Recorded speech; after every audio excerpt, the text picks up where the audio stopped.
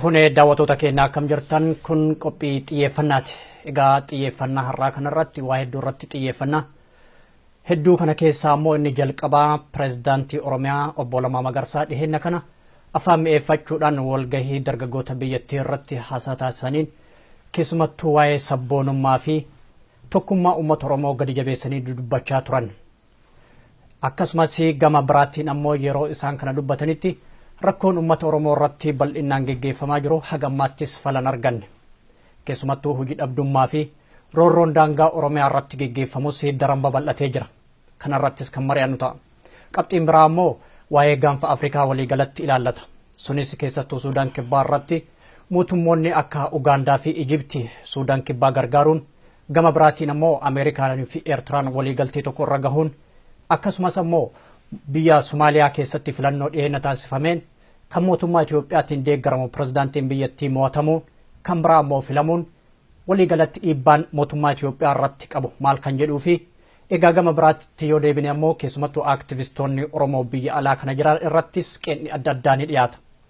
Kanaan alatti ammoo yaa'iin hoogganoota Oromoodhaa kan baatii ufduraa kana keessatti Waashingten DC geggeeffamuu jiru haala kamiin geggeeffamuuf jira laata? Kana irrattis namoonni qeeqa qabu ni jiru. Gama biraatiin ammoo dhumarratti kan dhiyeessinu waa'ee OMN hundeeffama waggaa sadaffaa isaa kana keessatti hagammaatti maal dalagee gara fuula duraatti maal hojjechuuf karoorfate kan jedhuu fi kanneen biroo Jawaar Mahaammad wajjin marii geggeessuudhaaf jiraanna. Egaa qaamaa qalbiin akka nu hordoftan asumaanis naffeeraa itti dhiyaadha.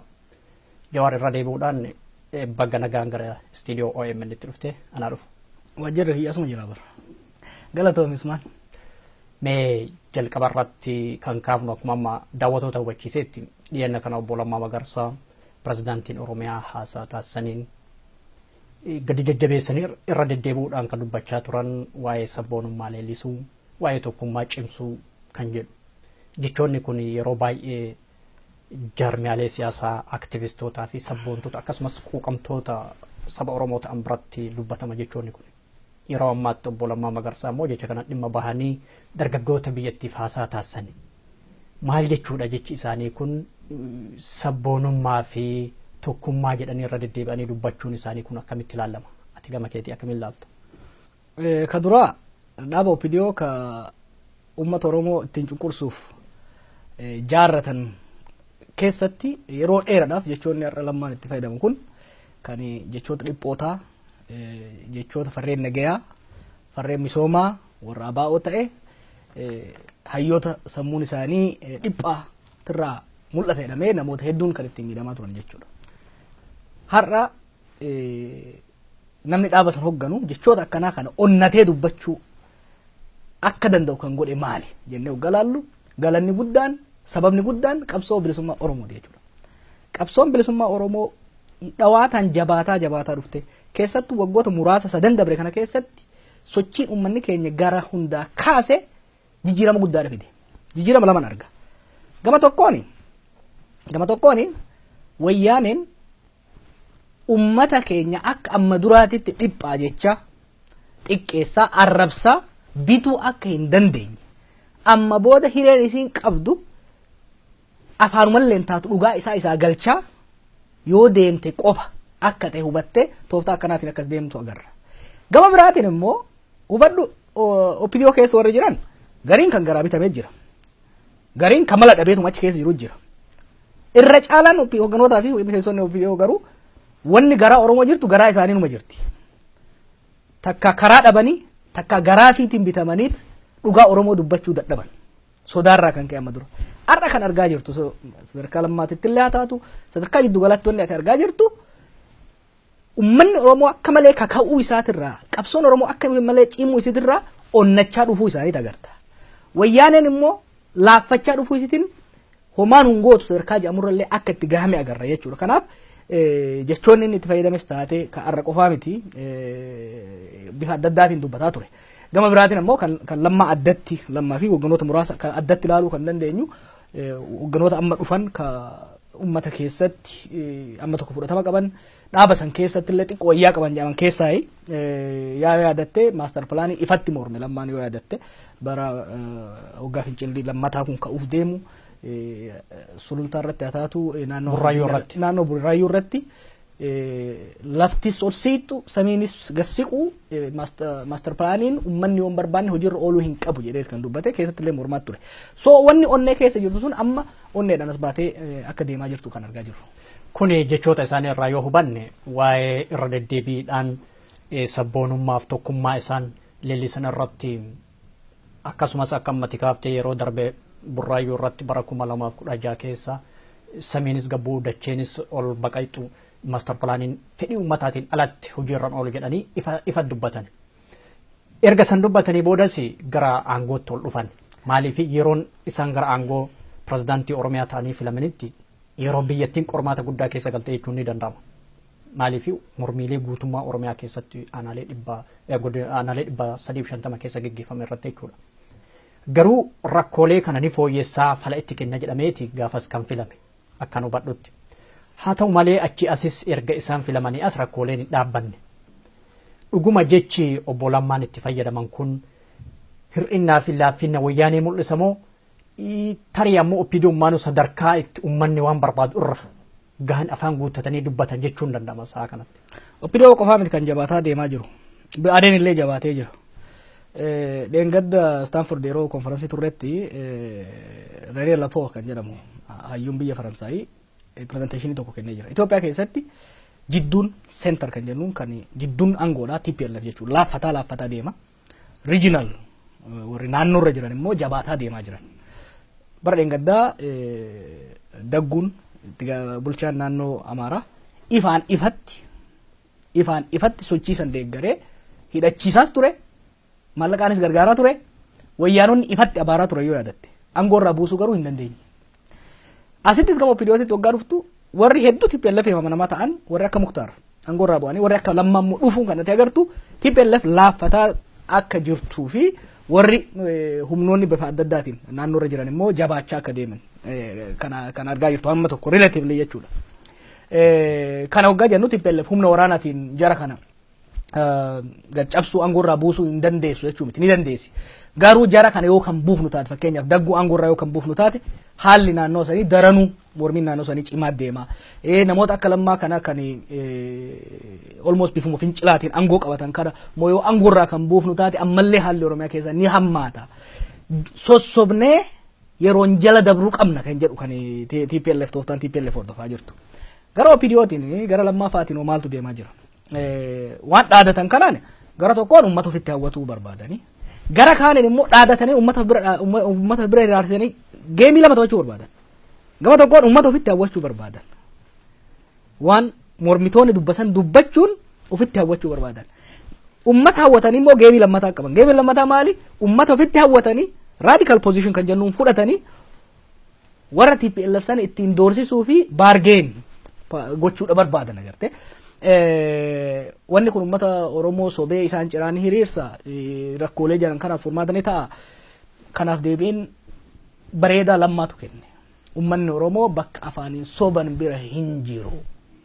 Misooma jechaa yoo oolle, dimokiraasii jechaa yoo oolle, uummanni kana fudhachaa hin jiru. Dhaloonni jenereeshiniin hin sobamne hojii qabatamaa bu'aa qabatamaa qofatti amanu as bahee jira jee ragaa beera. Kana achi namni waan biraa wanni itti dabalamullee waan jiru natti fakkaatu. Wanni Lammaanis hubachuu qabu warri OPDO keessa bulayyan keenyatti keessa jiran hubachuu qaban maali? Isaan paartii mormitiiti miti. TPLFin afaanin mormuun oppositional view dhiyeessuun hojii paartii mormituudhaati. Isaan waan arrabaan jedhan kana hojiitti hiikuu qaban maaliif paartii qaama paartii biyya bulchuudhaati jechuudha. Fakkeenyaaf waa'ee diinagdee taasayaa waa'ee gabrummaa taasaa fakkeenyaaf wanni amma nama hedduu ajaa'ibsiise waa'ee gabrummaa keessa jiraachuudha. San jechuun inni qaama gabroonfataati moo qaama gabroome? Lammaan nama gabroome moo nama gabroomsaa jiru? OPDO'n nama gabroome moo dhaaba gabroome moo qaama sirna gabroomsataati? Kana deebii kennuu danda'uu qaban jechuudha. Yoo uummanni Oromoo gabrummaa keessa jiraachaa jiraate qaamni gabroomsaa jiru TPLF warra Tigraay san immoo kan Oromiyaa irratti hojii irratti hiikaa jiru OPDO waan ta'eef OPDO'n ifis uummata Oromootis bilisoomsuudhaaf hojii tarkaanfii qabatamaa fudhachuu danda'uu qaba. Hojii tarkaanfii qabatamaa fudhatamuu keessaa fakkeenyaaf mana hidhaa Itoophiyaa keessa jiran bakka hunda ilmaan Oromootu jira. Hoogganoota keenya irraa kaasee hamma gadiitti jara kana hiiksisuu danda'uudha qaban. Waa'ee diinagdee dubbata Lammaan fakkeenyaaf irra caalatti sirriidha.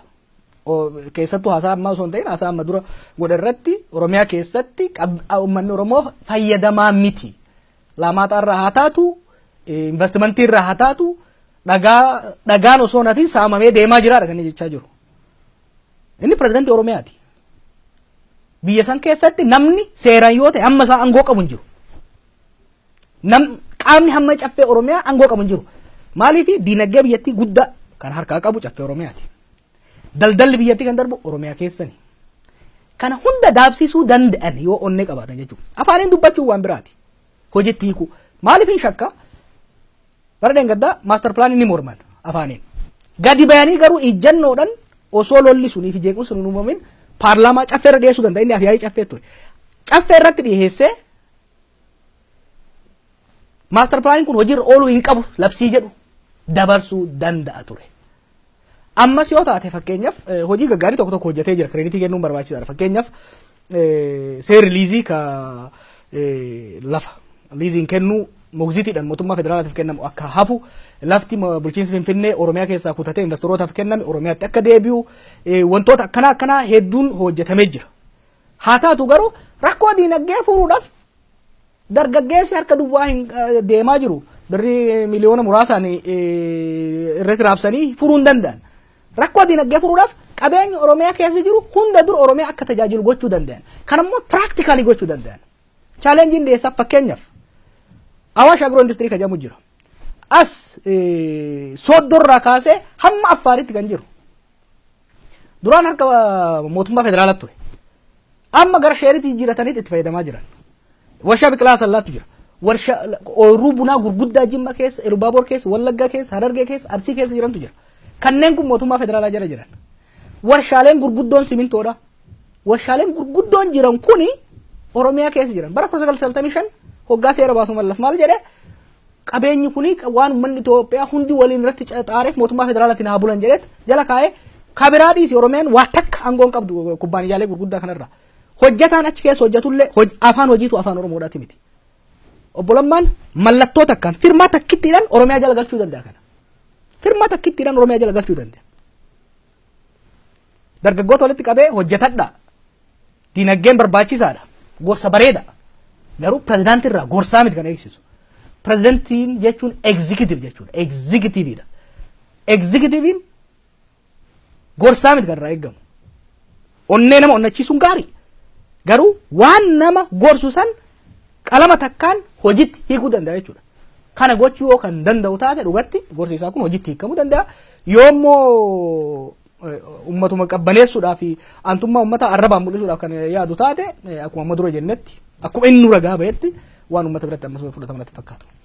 Kanumaan wal qabatee torbaan darbe kana keessa fakkeenyaa fi hoogganaa olaanaa sadarkaa OPDOtti koree giddu galeessaa kan ta'an obbo Bakar Shaaleetis hidhamtoota xollaa dhaqanii wayita dubbisanitti gaaffileen isin gaafattan karaa sirriitiin karaa rakkoo kanaaf ammoo bu'uura kan ta'e nu mootummaadha jechaa ragaa bahanii jiru. Haa ta'u malee mormiin isin geggeessitan karaa seeraan alaatiin hidhamtaniin kan jedhamuun ufittuu qeeqa fudhataa jiru yeroo ammaa kanatti sadarkaa OPDO gurguddaa irra jiran jechuudha.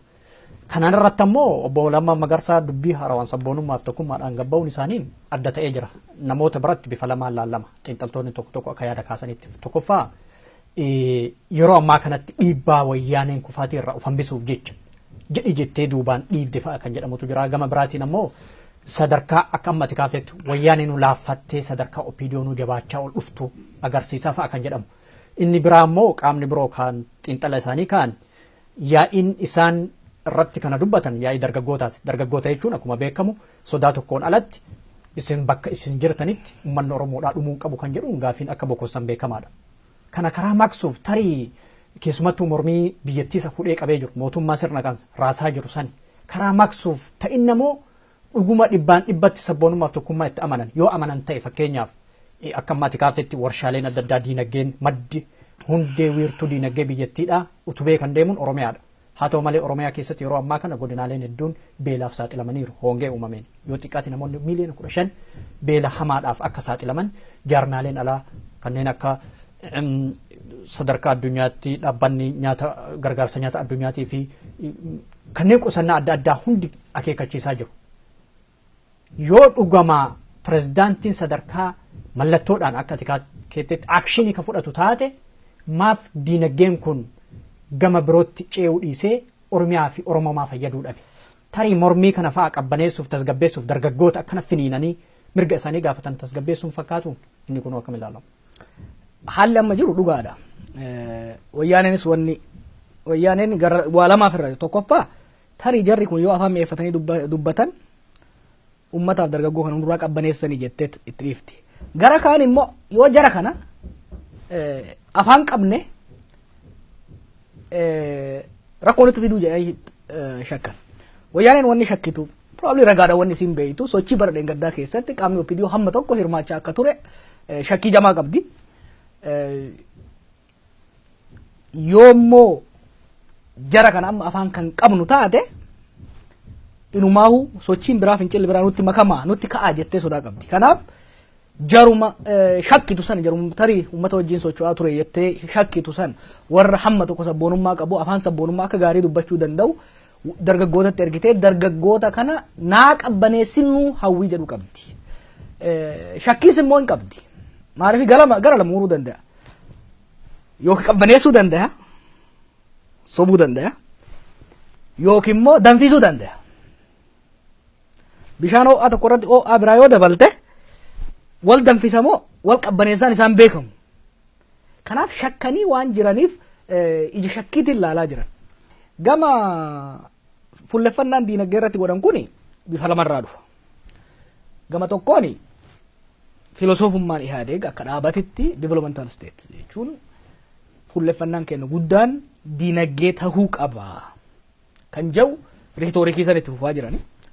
Gara lammataatiin garuu gaafiin uummanni Oromoo bara dheengaddaa kaase guddaan sababni uummata sochoosee olaantummaa siyaasaatti dabalatee olaantummaa diinagdee Tigreen biyya san keessatti fidataa jirtu akka ta'e namoonni beeka.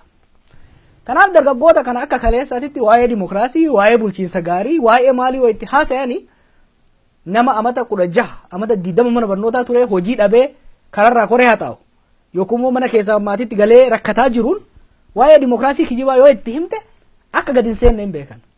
Waa'ee diinagdee waa'ee jiruu isaa jijjiiruu immoo yoo itti himtu taate haga tokko naaf fudhatama jedhanii yaadan. Wanni garuu qabatamaan isaanillee waan beekan natti fakkaatu jira kuni.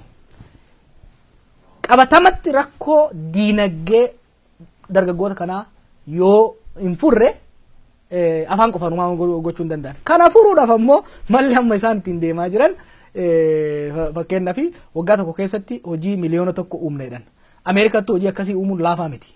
Oromiyaa keessatti dhiisiti. Sanuu mallaqa xiqqaadhaan biliyoona 6 akkasii kan ramadan hin danda'amu.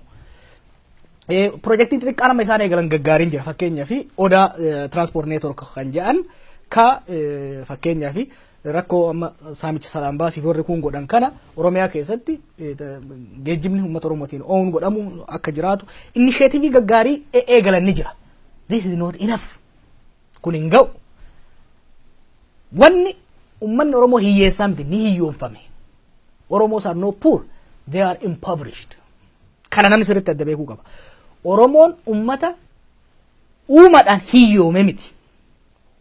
Uummata saamichaan hiyyoonfamedha. Ta'e jedhameeti. Hamma saamichi sun hin dhaabbatinitti hiyyummaan hin dhaabbatu. Birri miliyoona hanga tokko asii liqeeffattee baajata kanarraa murtee fakkeenyaaf birri biliyoona 6 amma deemaniin tana baajata adda addaa irraa muraniiti kan ramadaa jiran. Sun ta'uu hin danda'u. Maaliif huccuun asiinatti qorreettee huccuu asiin fuute asiin immoo qorra jechuudha. Sun ta'uu hin danda'u. Saamicha hambisuu danda'an. Saamicha hambisuudhaaf waan amma eegalan kan jabaachuu qabu jira. Kun mootummaan federaalaa maqaa liiziitiin mogziitii ta'ee lafa kan fudhachuu kan dhaaban kun daran jabaachuudha qaba. Gaafiin Finfinnee irra jiru Finfinneen shared rule. Bulchiinsa waloo uummata Finfinneetii fi Oromiyaatiin akka bultu gochuu danda'uudha qaban kan hin reefu tuqe warshaaleen gurguddaa keessa jiran. Qabeenya Oromiyaa keessa jiru hunda irratti abbaa kan ta'u Oromiyaa dabar. Akka seera mootummaa Itoophiyaatti mootummaan federaalaa lafa taakkuu takka qabeenya waa takka hin qabu. Mootummaan federaalaa goojjoo mootummaaleen naannoo walitti buusanii ijaarani. Oromiyaa keessatti qabeenya jiru harka 50 ol gibira jiru harka 50 ol kan sassaabu mootummaa federaalaati. Mootummaa federaalaa jechuun mootummaa Tigreeti. Hamma kana hin hambifnetti hamma warshaaleen gurguddaan fakkeenyaaf privatization jedhamet qabeenya mootummaa kana amma dura ture gurguran. Privatization garuu waan Oromiyaa keessa jiru privatize godhee maallaqa achirraa galu public ummataaf kan kennuu qabu ummatatti hojii ummataatti kan jijjiiruu qabu Oromiyaadha malee qabeenya Oromiyaa keessa jiru privatization federaalaa wanni gurguree kennuuf hin jiru. Biyya kan biyya federaalaa keessa jirra. Naajeeriyaan biyya federaalaati. Maleeyyaan biyya federaalaati. Mootummaan federaalaa interstate highway karaa gurguddaa magaalota jidduu jiru naannolee adda addaa jidduu jiru ni ijaara taaksii irraa guura. Kanarra dabree yeroo itti qabeenya itti horatee qabeenya sana akka fedhee itti gurgurutti jiraachuu hin danda'u. Kan biraa yoo dargaggootaaf ijoollee baratte kanaaf hojii furu kennuu ka barbaadan taate Oromiyaa keessatti karaa ijaaruudhaaf hospitaala ijaaruudhaaf mana barnootaa ijaaruudhaaf kontiraanni yoo ka kennamu taate kontiraanni 10 yoo kenname 7 Tigiroota fudhatarra. Sadiitu Oromoota hamma tokkoof kennama. Ijoolleen Oromoo yuuniyeeniidhaan ijaaramte injiinaroonni Oromoo ijaaramanii bajanni haa kennamuufi fandiin lafa haa kaa'amuufi fandii saniin ijaaramanii karaa sana haa ijaaranii maali wanni namni Adigiraat irraa dhufee ganda keenyatti karaa nu ijaaruuf injiinaroota gahaa qabna. Injiinara Tigree tokkoof injiinara Oromoo 15tu jira. Kun qabatamaan hojjetamuu danda'a. Wanni biraa waa'ee qonnaa irratti fakkeenyaaf investimentii jedhamee lafti babal'aan Oromiyaa keessatti kennamaa jira. Qonnaan bulaa irraa kaasurra yoo qonnaan bulaan kan ka'us taate qonnaan bulaan achirra ka'u yookiin immoo lafti lafa jirtus yoo ta'u taate dhufee alagaan bakka biraatti dhufee qotatu osoo hin taane alagaan sun kaapitaala fidee dhufu maallaqa jechuudha teknooloojii jechuudha. Qonnaan bulaan keenya immoo humna isaa fidee dhufa. Akka hojjetaatitti birrii 15 birrii 20 kafalaa fi hojjechiisuu osoo hin taane parsantiin haa kennamuufi yuuniyeeniin haa ijaaramu qonnaan bulaan keenya. Dargaggeessa jiru yuuniyeeniin ijaarame kubbaayyaa san keessa asset qabaata jechuudha. Waan guyyaa guyyaan fudhatee afaan kaayatu osoo hin ta'in sheerii qabaatee ummataaf dhaloota isaatiif dabarsuu danda'a. Nama tokko lafa isaatirraa fuutee hojjetaa yoo goote namni sun waan takka yoo boru haalli dinagdee keessa jijjiiramu taate waan takka hin qabu jechuudha. Yeroo barbaadetti namni irraa ari'uu danda'a jechuudha. Garuu kubbaaniyaa san keessa fakkeenyaaf namni naannoo parsantii 40 parsantii 30 yoo qabaate akkaataa qonni sun itti deemu irratti qonni sun akka balfa naannoo hin uumne qonni sun callaa inni calleessu callaa biyya keessa turuu danda'u callaa uummata san gargaaruu danda'u akka ta'u godhuu danda'a jechuudha. Yoo akkas taate uummanni naannoo sanii dinagdeedhaan guddataa jabaachaa deemuu danda'a. Yoo kaan immoo yoo callifneetuma garuma hundaan amma bar Oromiyaa tuubboon garuma hundaa itti saamama. Tuubboon guddaan Tigree irraa itti saamama. Kanaaf saboota naannoo saniitti irraa itti saamama. Jibuutiin tubboo biraa irraa qabdi. Faranjiin tubboo biraa irraa qabdi. Chaayinaan tubboo biraa irraa qabdi. Fakkeenyaaf waliigalteen Chaayinaan biyya san keessa hojii guddaa hojjetti. Hojii Oromiyaa keessatti hojjettuuf maali wanni isiin Tigree hojii waliigaltuuf maaliif Oromiyaa hojii waliin galle? Kana hunda immoo gochuu danda'an. Afaaniin miti. Ofiidoo wanni hubachuu qabdu jira amma. Wanni hubachuu qabdu tokko Tigree laafachaa jirti. TPLF laafachaa jirti. Hiree kanatti fayyadamanii waan baay'ee hojjechuu danda'an yoo onnatanii akka afaaniin dubbatan kana yoo onnatanii kan deeman taate. Onnatanii yoo deeman. Fakkeenyaaf caffeen Oromiyaa ol ga'ee hoggaan oppositionii Oromoodhaa hiikamuu qaba. Maal balleesse Mararaa Guddinaa maal balleesse wanni inni hidhamuuf? Baqqalaa Garbaa maal balleesse? Dajanee Xaafaa maal balleesse? Oppositionii Tigree jira. Gabruu Asfaasbaa jiran. Ala deddeemaa jiran. Kan Oromoo maaliif hidhama? Je'anii caffeen Oromiyaa odoo wal geettee rizooluushinii dabarsitee borumtaa gadhiifti wayyaaneen. Biyya tuffatan harreen garmaaman. Waan nu tuffattuuf kan nu tuffachiise immoo irra caala oppidiyoo waan ta'eef wanti akkana godhatti malee odoo jarri kun jabaatanii ka deemanii waggaa lamaan irraa nama oppidiyoo tokkoon akka amma lammaan dubbatu kana dubbadhu odoo jetteeni na fannisan jedha. Lammaa fannisaniire hin fannifne. Nama sodaataa daran sodaachifti diinni. Nama onnate immoo homaa hin gootu. Dhaamsi dhumaan jara keenya oppidiyoodhaaf qabu. Look.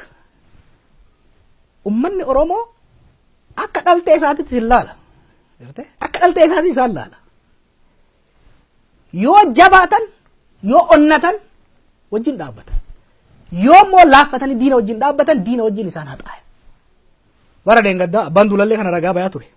Bara deengaddaa ganda irratti aana irratti kaadireen taataaqiin kaabineen ummanni mana irratti gubaa ture OPDO hundaa miti. Kan ummata hiraarsu kan diina wajjin deemee ummata saaxilu gubaa turan. Miseensa OPDO ta'e qofa miseensa OPDO nama miliyoona 5 oli. Kan miidhame garuu hamaa qofa. Namuu yoo onnatee ummata ofii wajjin dhaabate tokkoffaa ummanni kee gaachana keetis wajjin dhaabata. Lammaffaa immoo yoo ummanni si wajjin dhaabate diinni hagaa fedhe ija sitti babaasullee dhufee ija si keessaa baasuudhaaf hin onnatu. Kanaaf atiin miseensonni OPDO kana irratti jabaatanii deemudha. Kana jechuudha. Mormiilee waggoota lamaan geggeeffaman kana keessaa fi haga ammaa itti jiramu kana keessatti jabummaaf gootummaan uummata Oromoo takka biyyattii san sadarkaa biyyattii san keessatti ta'een turretu uumamee arginee ammas argaa jirra jechuudha. Kun ammoo jabummaa fi gootummaan uummata Oromoodha. Sadarkaa OPDOtu onnee horu ta'ee jira. Haa ta'u malee OPDOon yeroo ammaa kana ibidda lamaan keessa jirti. Tokkoffaa gubbaarraa waqaraa fi atakaroo dhiibbaa fi cunqursaa wayyaanidha. Jalaan ammoo mormii uummata Oromoo gubaa jiru jechuudha. Qormaata lamaan kana keessa jirti akka isii keessaa baatuun ka isimaa fi waaqatu beeka jennee bira kunnaa. Gama biraatiin ammoo uummanni biyya keessaa qeeqa adda addaa dhiyeessa. Keessattuu dhimma diyaaspooraa irratti deebi'ee ammoo jaarmiyaalee siyaasaa Oromoo kana irrattis qeeqa guddaa qabu. Kunis yeroo akkanatti mormiin kun guutummaa Oromiyaatti finiinee geggeeffamu yeroo itti namoonni 3,000 gahan itti ajjeefaman 100,000 mana hidhatti guuraman kumoota hedduun ammoo biyyarraa baqatan kan lakkoofsaan hin beekamne madaa'anii madoo ta'anii qaama hir'uu ta'anii itti ciisanitti jaarmeen siyaasaa jabaan gadi bahee uummata kana baraaruu dadhabuun qeeqa gurguddaa ka'aa jira. Jaarmaa ijaaruus ta'e yookaan jaarmaa jiruutti dhisus ta'e falli biraa uumamuus ta'e wanni irra hojjetamuu qabu maali? Waan amma dura uummata kiyyatti himaa turen ammallee irra deebi'a. Uummanni biyya alaa dagalee qabsoo bilisummaa Oromooti malee utubaa qabsoo bilisummaa Oromooti miti. Qabsoon Oromoo waggoota 20 oliif laamshoftee waggoota muraasa isaan kana wanni kakaatee deemteef uummanni keenya hamma kana hubatee akka eegee ala eeguu dhiise wal ija keessa wallaalee waliin mari'atee ka'ee waan qabsaa'eef. Qabsoon biyyaa waggaa ho'ite deeggarsi biyya alaallee jabaataa deema. Qabsoon biyya keessaa yoo kan laaffatu taate uummanni biyya alaa walitti kaka'ullee ni dabala. Diyaaspooraa irratti qe'ni adda addaa ni ka'a. Qe'ni cinaan dhuga. Qe'ni cinaan garuu dogongora. Akkuma ganda Oromiyaa keessatti ganda tokko yoo fudhatte ilmi balaa baalageen kan safuu fi aadaan kabanye ni jira. Kan nama arrabsu. Kanarratti sun immoo gaafa namni gadi bahee baay'inaan jiru sagaleen isaa hin jiru. Gaafa uummanni walitti mummuufate yookiin immoo yoo uummanni kararraa gale kan sagaleen isaa as bahee dubbatu. Gaafa gabaa amma maraataan namni dhagahu hin jiru.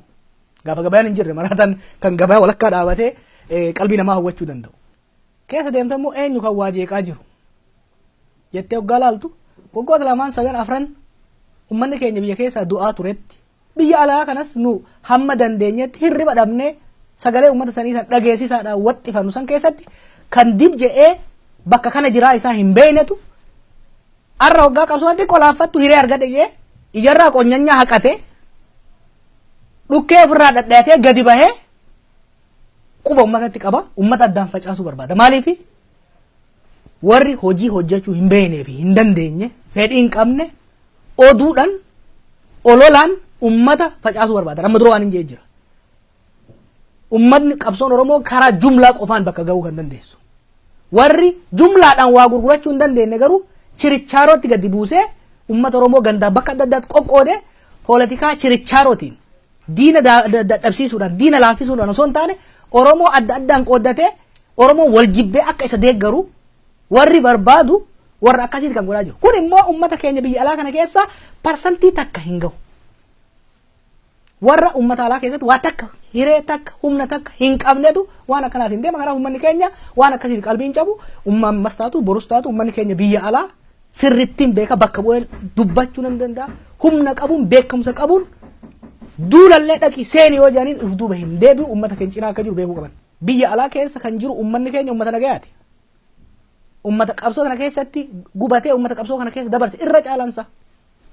Uummata immoo gahee ammanan jedhamne qabsoo tanaaf kenne ani ragaan baya biyyoota meeqa keessan deema waggaatti yoo xiqqaate biyyoota 50 deema magaalota meeqantam keessan deeme laala ummanni diasporaa ummanni keenya biyya alaa jiru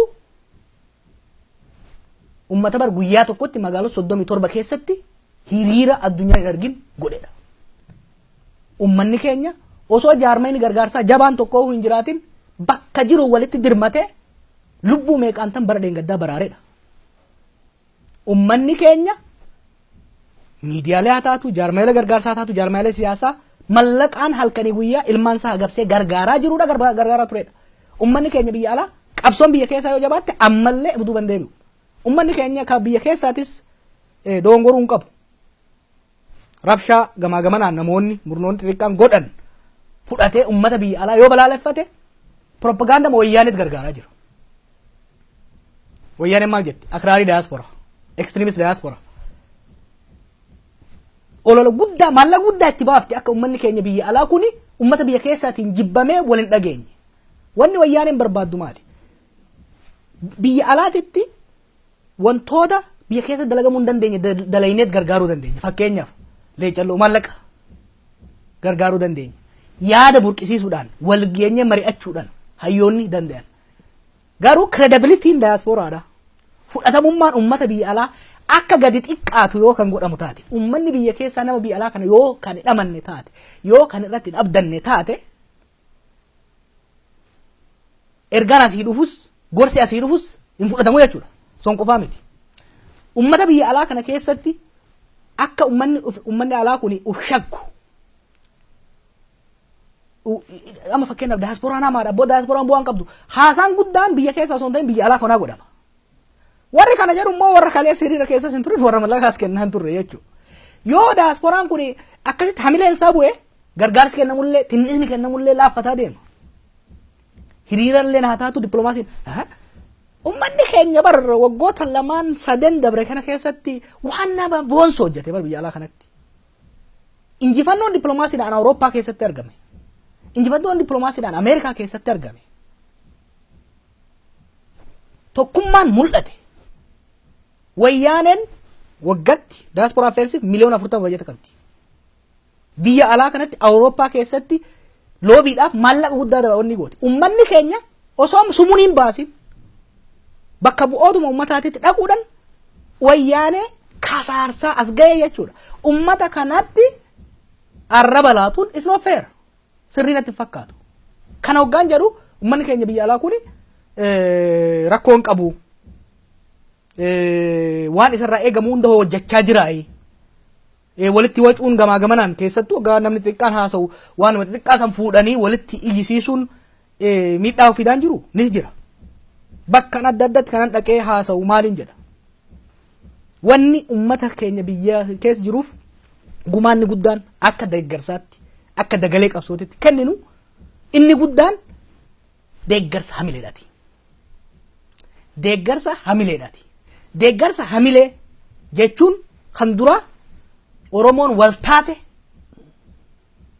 jechuu fi oromoon wal nyaatte kan jedhu erga adda addaa qaba namni keenya biyya alaa jiru wal ta'ee bar hiriira manaa addunyaa guutuutu godhe hoggaa jedhamu onnee guddaa kenna wal ta'ee gargaarsa akkanaa godhe marii jajjaba akkanaa godhe hoggaa jedhamu hamileen ummata keenya ni jabaata oromoon wal nyaatte oromoon walitti kaate yoo kan jedhamu immoo hamileen ummata keenyaa ni bu'a kan wal nyaatu murna xiqqaadha namoota xiqqaadha luboonni keenya sheekonni keenya hogganoonni hayyoonni jijjiirama guddaadha agarta waggaa 12 eegan biyya kana dhufe halli oromoo jidduutti waggaa 12 turee fi arra jiru adda adda wal salphisuun wal xiqqeessuun murnoonni walitti ka'uun hin jiru har'a xiqqaadha baay'ee yoo jiraates warrum amalatti ta'ee fi warri amala irraa baduu didetu waan akkanaa godha warri amalli irraa baduu dide immoo akka ummata keenya hin qoqqoonne negativity biyya keenyatti akka hin ergine nuyi irratti hojjechuu qabu maal jetti faranjiin all it takes for evil to succeed is for good man not to do nothing namoonni baalagee ta'anii fi namoonni yartuu ta'an intarneetiidhaaf bifa adda addaatiin ummata keenya hamilee akka hin buufneef buusuu kan danda'an nu warri nagaa ta'e manguddoon biyya dargaggeessi qalanii qabu. Ayyoonni fi abboonni cal'isanii yoo kalaalan taate sagalee mul'attu. Balagee yeroo hunda sagalee mul'ata. Sagaleetu akka malee qara. Yoo nu cal'ifne sagalee isaanii san qofa dhaga'ama. Sagalee isaanii qofaan san qofatu Oromiyaatti dhaga'ama. Sagalee isaanii santu haamilee namaa buusa. Ummanni wayyabni garuu ummanni guddaan yoo sagalee tokkummaa, sagalee jaalalaa, sagalee oromummaa hojiidhaan bira kan dhaabatu taate sagalee sun ni liqaffamti. Kanaaf kanarratti fuulleffachuu qaba. Gaafiin gama siyaasaatiin kaaftes kanuma wal qabata. Ummanni keenya alaa wanni eeggachuu qabu deeggarsa qofa. Period. Qabsoo nagaanis yoo taate paartii biyya keessa jiru kan jabeeffamuu qabu. Qabsoo hidhannootiinis yoo taate qaama Oromiyaa keessatti qabsaa'uudha kan jabeeffamuu qabu. Kana waggaa 5 irraa waggaa 10 irraa oosaa irratti jechaa turre. Qorannoodhaan miidiyaadhaan jechaa turre. Qabatamaan immoo agarree jirra. Ummanni keenya biyya keessaa yoo ala eeguu dhiise abbaa fedhe ala eeguu dhiise ofirratti fuulleffatee kan socho'u taate injifannoo waggaatu muraasa kana keessatti arganne dachaan argachuu dandeenya. Ummanni keenya akka nu eegu nuti yoo kan goonu taate ummanni keenyas warrum ala jiru kana qofa kan eeggatu yoo kan taatu taate ammas bakka kaleessa deemna jechuudha. Kanaaf ummanni keenya ofirratti fuulleffachuu qaba. Nu warri biyya alaa jirrus gahee keenya sirriitti beekne gahee keenya san bifa qindaa'een bifa efficiency qabuun bahuudha nurraa eegama. Kun kana fakkaata fakkeenyaaf kana kaafnee fi yaanni adda addaa bakka adda addaatti dhufaa keessumattuu fakkeenyaaf warraaqsa bara 2001 biyya Ijiptitti pirezidaantii duraanii Hosni Mubaarak akka aangoo irraa kan bu'u taasise warraaqsaa fi sochiilee gahee gurguddaa aktivistoonni muraasni dalagan. Aktivistoonni Oromootis kana keessa addaa miti. Haa ta'u malee ummanni aktivistoota Oromoo kanarraallee sadarkaa jaarnaatti ka eegu. Kana yoo jedhu immoo aktivistoota keessa atis nam tokko. Jaarmiyaan siyaasaa aktivistoota ammaa gadi bahuu dhabeedha fa'a kan jedhutu jira. Kun ammoo eeganii yoo dhaban ammoo komii fi qeeqatti jijjiirama. Kan biraa ammoo jaarmiyaalee siyaasaa Oromooti. Akka barbaadamutti akka ummanni barbaadutti tokko ta'anii dhabuun gabbahuu dhabuu fi waan silaa ummanni irraa eegu dalaguu dhabuun sadarkaa qeeqaatti isaan geessa ummanni Oromoo jechuudha. Kana kanaaf kaafne inni biraa yeroo keenyatti fayyadamuudhaaf gaggabaabsaa deemna. Waa'ee yaa'ii hoogganoota Oromoo yookaan Oromoo Leaders Convention kan yeroo sadaasa darbe Atlaantaa irratti jalqabe ka amma ammoo bitootessa dhufu kana keessatti magaalaa Washington DC keessatti geggeeffamu isa keessaatis nama qooda qabu mee yaa'iin hooggansa Oromoo kunis qeeqa qaba hin barbaachisu heera tumee gabbaa'uuf hin jiru wanni kanarra ammoo jaarmiyatu barbaachisaa kanneen jedhamtu jiru. Hagammaatti ammoo yaa'iin hooggansa Oromoo kun yookaan konveeshiniin kun maal dalaguchuu jira jecha yookaan qeeqa ummanni isa qeequ hoo maal deebiftaati? Kan dura activist jechuun catalyst jechuudha. Si'eessituudha. Sochii jiru tokkoof kan sooqidda jechuudha. Ittoo miti sooqidda jechuudha. Activist jechuun catalyst jechuudha. Shoora san akka aktivistoota Oromoo bifa gahaa qabuun bifa nama ajaa'ibsiisuun kan bahe waan jiru natti fakkaatu. Ani isaan keessaa tokko waan ta'eef abbaaf jaje abbaan hebdaan tollee taati malee kan hin qoradhu social movement hin qoradhu. Is effective. Tarsiimoo qabannee itti seenne waggaa 5 darbe kana keessatti. Tarsiimoo itti qabannee itti seenne keessaa tokko akka warra biyya alaa jirutti shoorri keenya uummanni biyya alaa walii galatti shoora 5 gahee 5 qaba jennee lafa keenya.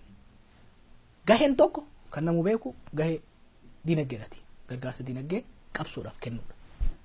Kan lammataa sagalee biyya keessatti ukkaanfamtu dhugaa Oromoo biyya jirtu gadi baasuudha. Kana OMN ijaaruudhaan miidiyaaleen sanboota dhalataniinis bakkaan gahaa jirra. Kan biraa knowledge production kan jennu beekumsa hayyuun baay'een biyya keessa ari'amee jiru kun beekumsa isaa maddisiisee beekumsi isaa sun akka qabsaa'ota biyya keessa jiraniif anjawutti akka isaan fayyaduu danda'utti haqaaramee tottolfamee dhiyaachuu akka qabu. Xiinxala waan jennu hojii xiinxalaatiin analysis jechuun siyaasaan qaama lama qaba qabsoon. Operation and analysis. Xiinxalaa fi dalagaa jechuudha. Xiinxalaan nuti warri ala jiru xiinxala kennina. Uummanni ala keessa jiru operational engagement. Operatives. Nuti activist hoggaa ta'anu ijoollee qindeessitee sochooftu sun organizers yookiin operatives jedhamu. Nuti akka xiinxalaatti wanni goonu parsantii 10. Isaan akka operatives kan godhan parsantii 90. Nu warri ala jirru kuni beekumsa qabnu miidiyaa jiranitti fayyadamne xiinxala kennuu qabna. Analytical support kennuu qabna kan jedhu. Kan sadaffaa knowledge production. Kan biraa hojii diplomaasiiti fi advocacyiti. Biyya alaa kanatti uummanni keenya jiru kun dhugaan Oromoo hayx Oromoo akka baatuuf qabsoon Oromoo fira akka argattu diinni Oromoo fira akka hanqatu irratti duuluu qabna jennee karoora lafa kaa'anet ittiin sochoone. Gahee 5 kana keessa kuni tokko tokkoon ragaamuu qaba jennee deemne miidiyaa ittiin milkoofne bifa xiinxalaatiinis analytical support ittiin akka gaariitti ittiin milkoofne amma gara koraa boodatti deebi'a gara convention irratti fakkeenyaaf kan itti yaamne wantoota lamaan hafan bifa qindaa'amanii akka deemu dhimmi humanitarian support yookiin immoo gargaarsaatii fi gargaarsa mallaqaatii fi dhimmi dippiloomaasii bifa qindaa'een godhamuu qabne net convention san goone. Waggaa 5 kana keessatti baay'ee ittiin milkoofne. Akkamitti itti milkaa'uu qabna qabsoo Oromoo laamshoofte san ol guddisuudhaaf gara galii isiitti sochoosuudhaaf maal godhuu qabna jenneet karoora lafa kaa'anne. Kan duraa restoring collective self esteem ummanni keenya akka walootitti sababa laamshina mooraa qabsoo Oromootiin hamileen isaa gadi bu'ee ture. Hamilee isaa san gadi ol jaaruudhaan akka ummataatti waa gochuu nan danda'a. Sadarkaa jedhu akka ga'u karoorfannee ittiin sochoone. Yoo yaadatte waggaa 4-5 dura mana bu'aatti haa taatu mana amantiitti haa taatu bakka cidhaatti haa taatu namni Oromoon bu'aan qabdu. Oromoo waliin dhageessu. Oromoon faayidaan kana jedha ture. Duula ciccima bifa adda addaatiin aktivistoonni keenya godhaniin Oromoon ni dandeenya ni goona.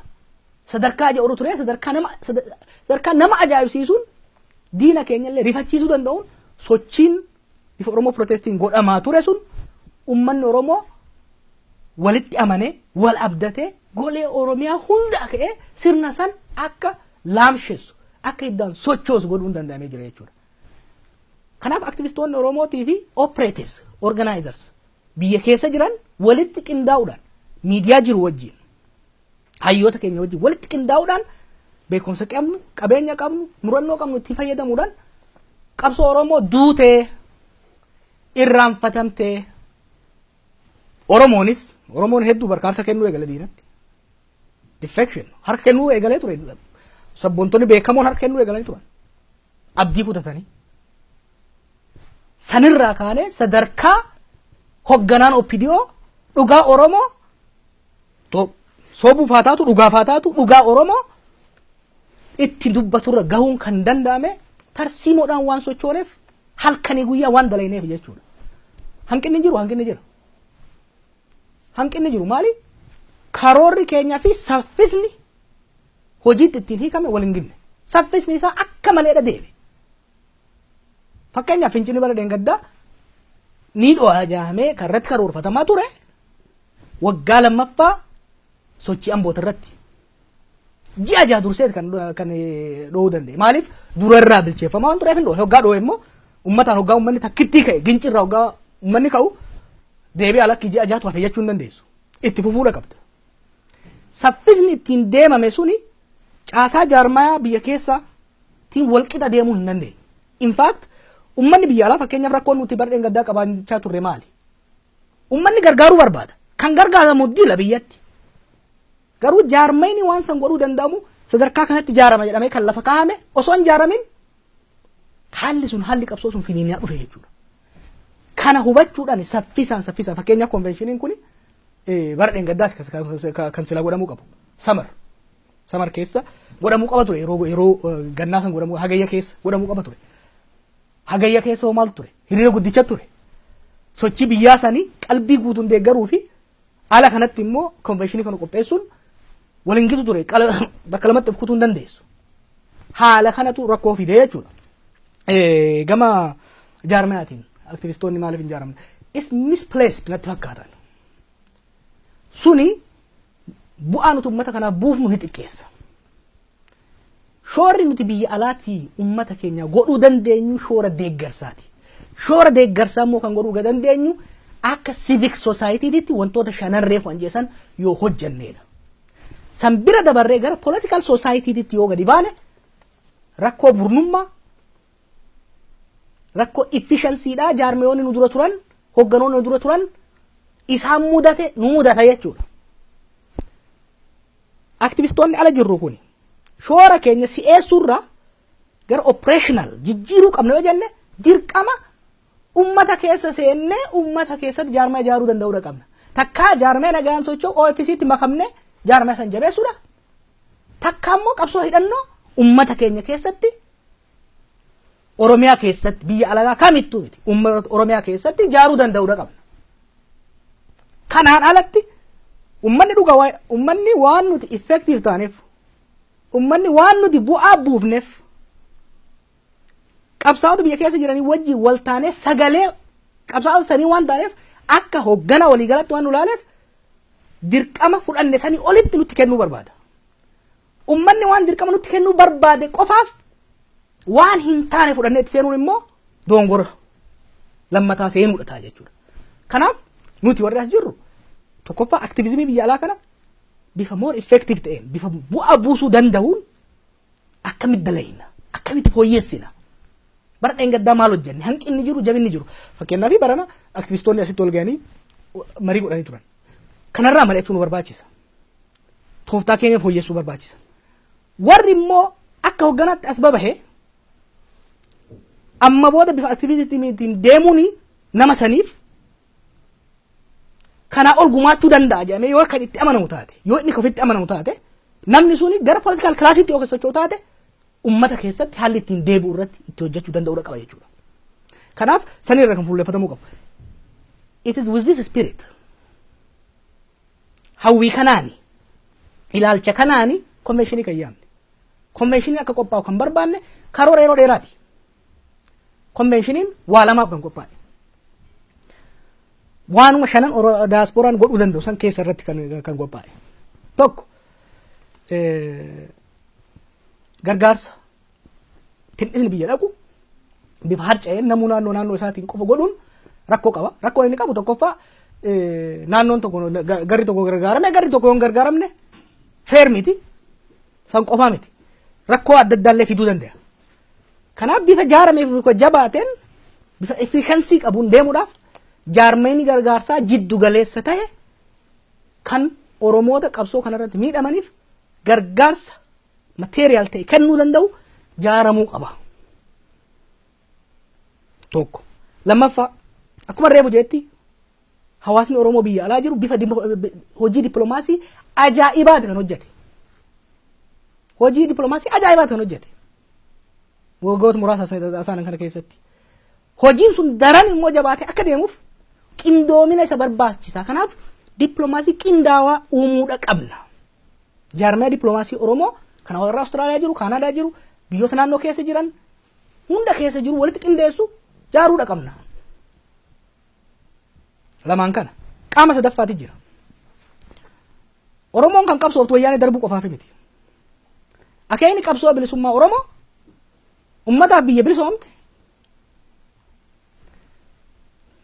ummata dalagatee misoomee hiyyummaa keessaa bahu ummata nagaaf tasgabbii qabu waan sadeen kana ijaarrachuudhaaf kaleessa ummanni keenya kan sirna diina irratti fincile arras kan qabsaa'aa jiru Oromiyaa fi Oromoo bilisummaa qaban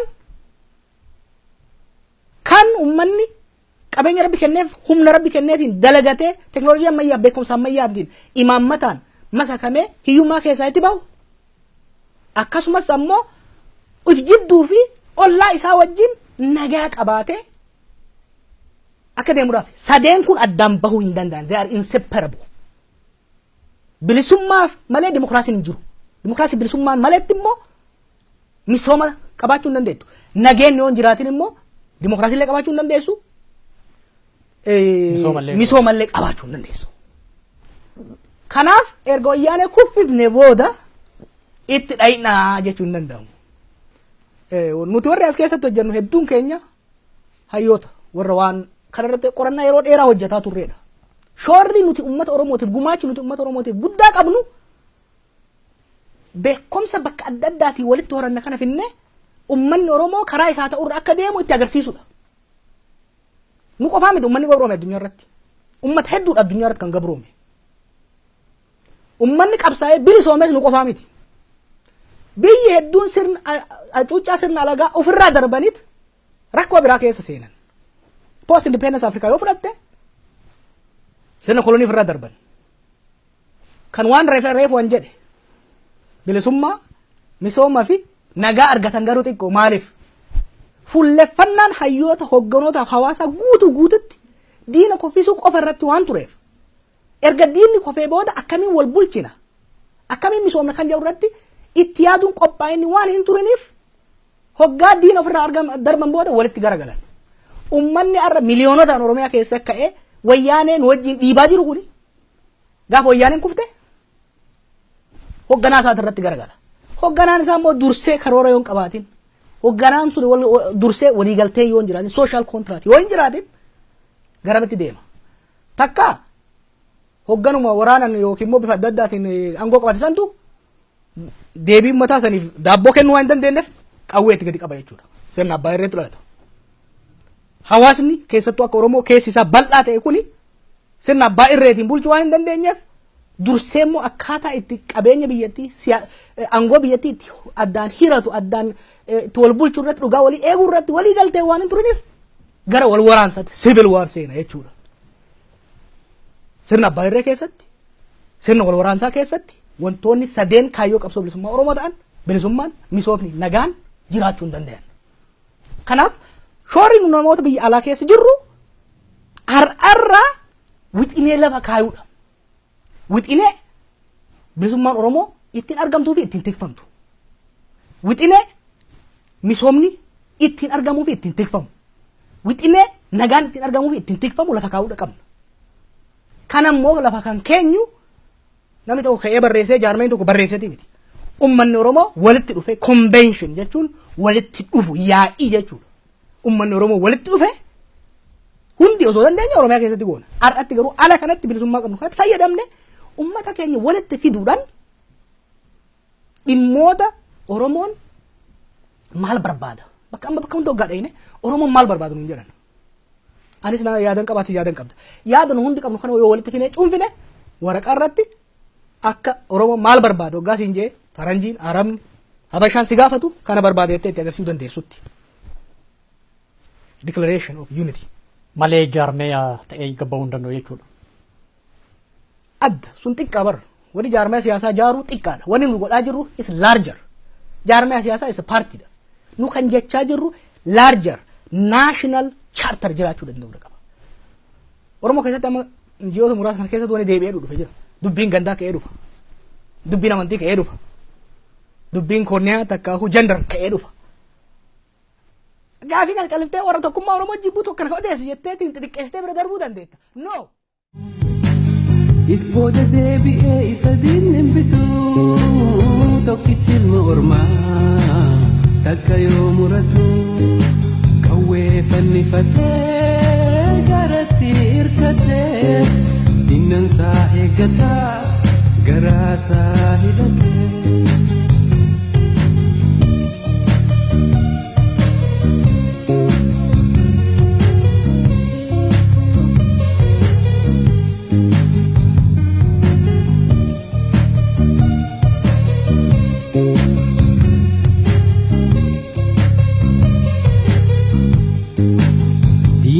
Kakkalee diigaan beekifate foddaa bilisummaa kunootti dhihaate tokkichi ilma ormaa